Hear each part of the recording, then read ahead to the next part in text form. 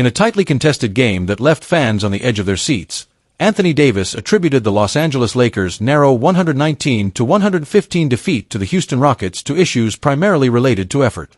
This game marked the beginning of a crucial road trip for the Lakers, and the disappointing outcome raised questions about their consistency and determination as they navigate through a challenging season. Leave your like and subscribe to the channel so you don't miss any updates.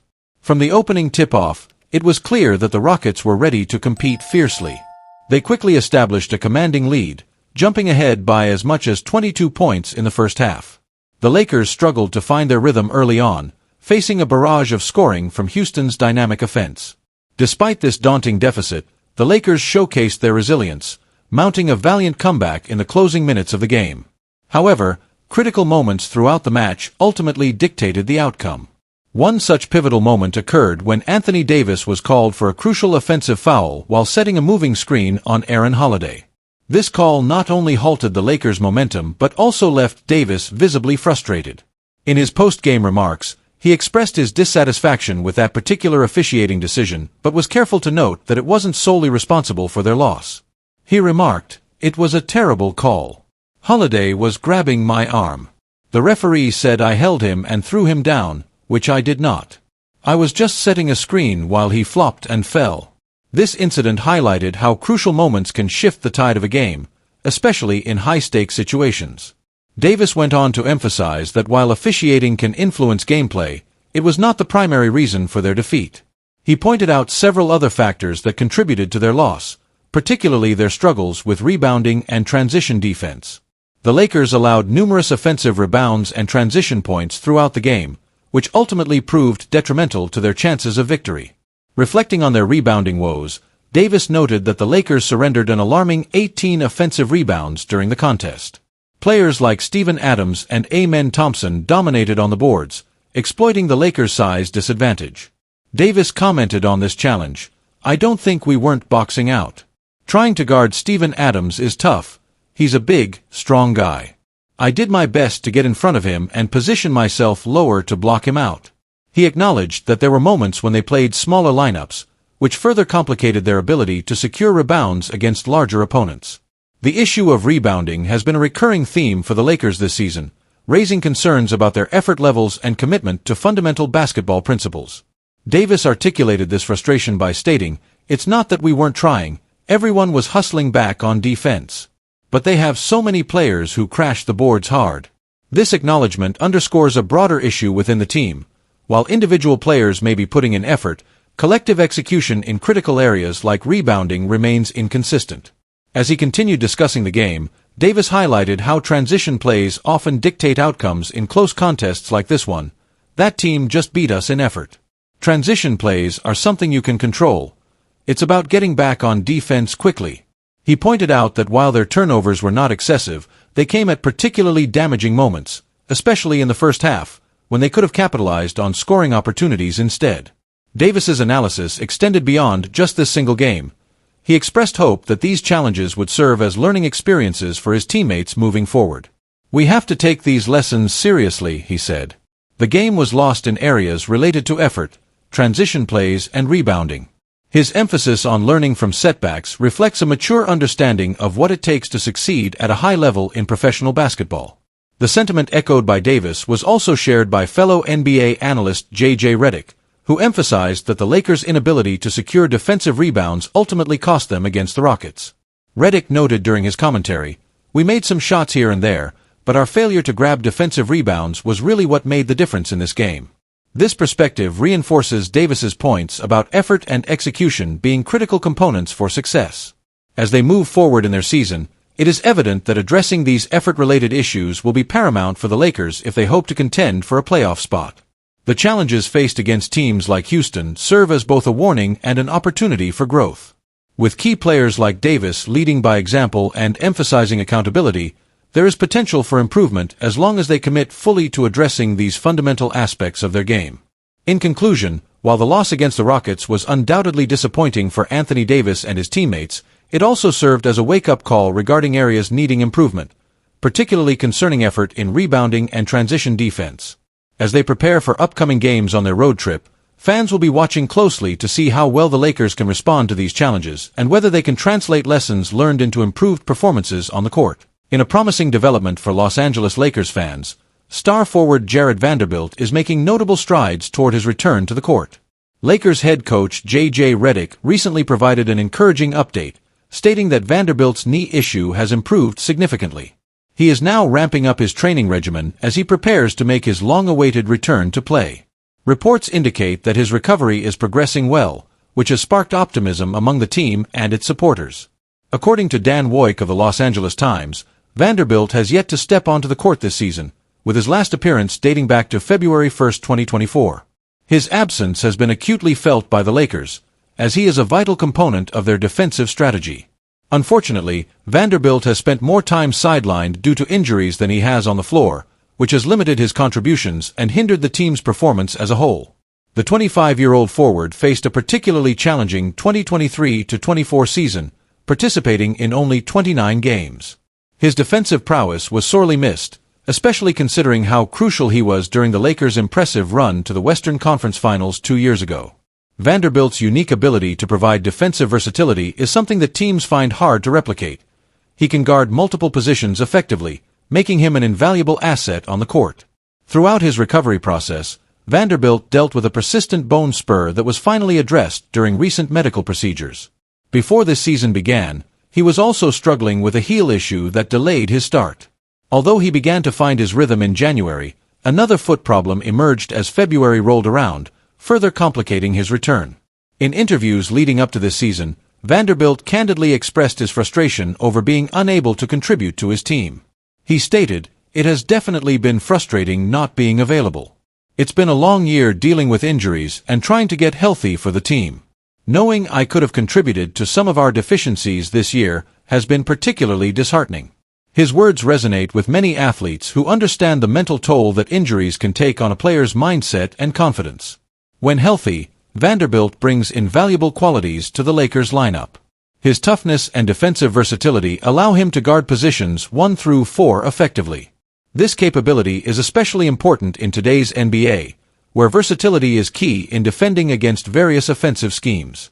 While his statistics may not always shine brightly on the stat sheet, often overshadowed by flashier players, his contributions are essential for any championship-caliber team.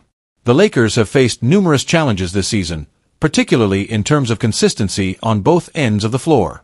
With Vanderbilt's absence, they have struggled at times defensively, allowing opponents to exploit mismatches and capitalize on second-chance opportunities. The team's defensive struggles have raised concerns among fans and analysts alike about their ability to compete at a high level throughout the season. If the Lakers can successfully reintegrate Vanderbilt into their lineup alongside other key players like Anthony Davis, Dorian Finney-Smith, and Max Christie, they could transform into one of the more formidable defensive teams in the league.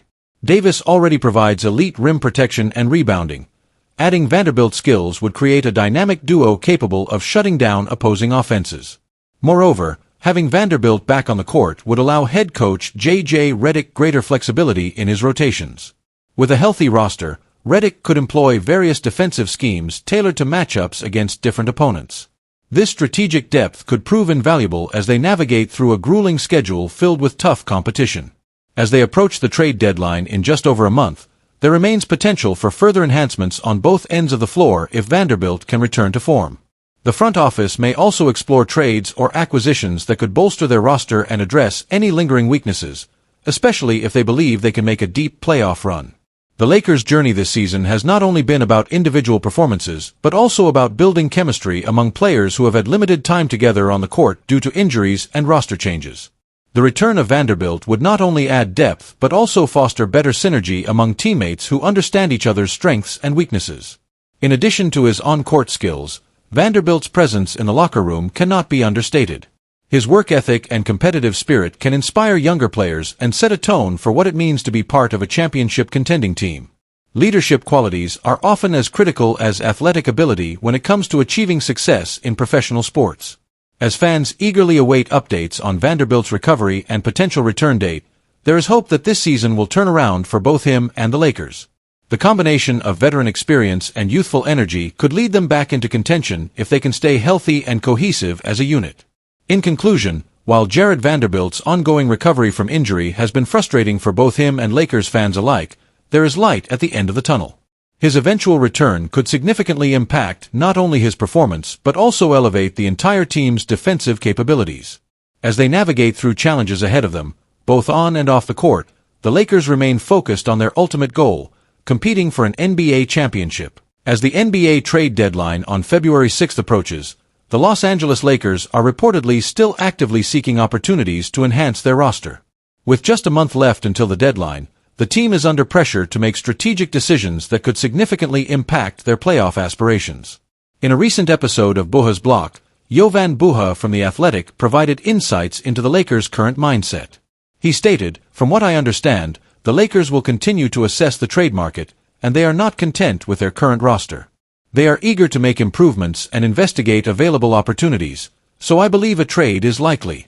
This sentiment reflects a growing urgency within the organization to address any weaknesses as they aim for a successful season. The Lakers have already made notable moves this season, including a significant trade that sent point guard D'Angelo Russell, forward Maxwell Lewis, and some draft considerations to the Brooklyn Nets in exchange for forward Dorian Finney-Smith and guard Shake Milton. This trade was seen as a proactive step to bolster their lineup, particularly in terms of defensive versatility and depth. Currently, the Lakers share the best record in the Pacific Division at 20-15 with the Los Angeles Clippers, but find themselves sitting fifth in the highly competitive Western Conference standings. While the addition of Finney-Smith and Milton has provided some immediate benefits, there are still concerns regarding overall team performance. Buha noted that while the Lakers possess 2 first-round picks that could be included in potential trades, it seems unlikely they will part with either one.